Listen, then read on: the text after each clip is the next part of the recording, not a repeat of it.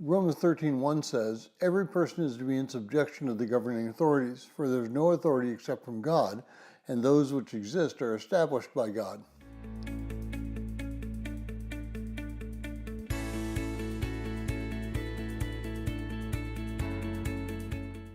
Well, if you're joining us and reading through this 90-day reading plan, today's reading is Romans 13, and I encourage you to read that passage.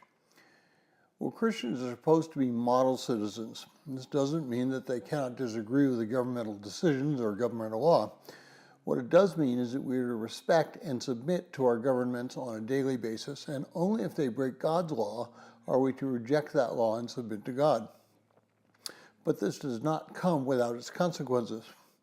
The most poignant example of Christians disregarding or acting or breaking the law is found in Germany and in the countries that it conquered during the Second World War.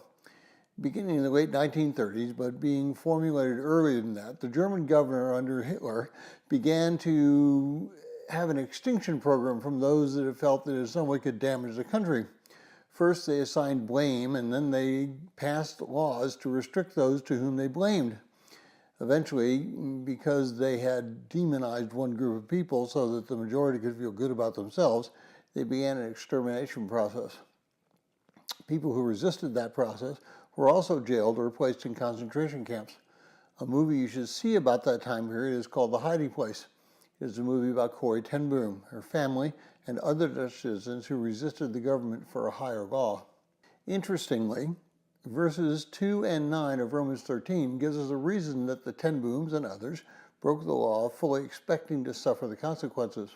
One of the most well-known Christians who died rejecting the Nazi regime was Dietrich Bonhoeffer. He actually came back to Germany from the United States so that he might be influential in the Christian movement in Germany.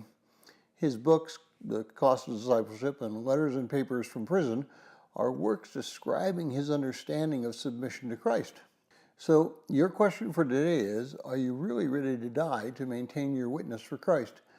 Are we so submitted to Christ that we're willing to defy a government or a governmental policy and by that defiance become justified before God?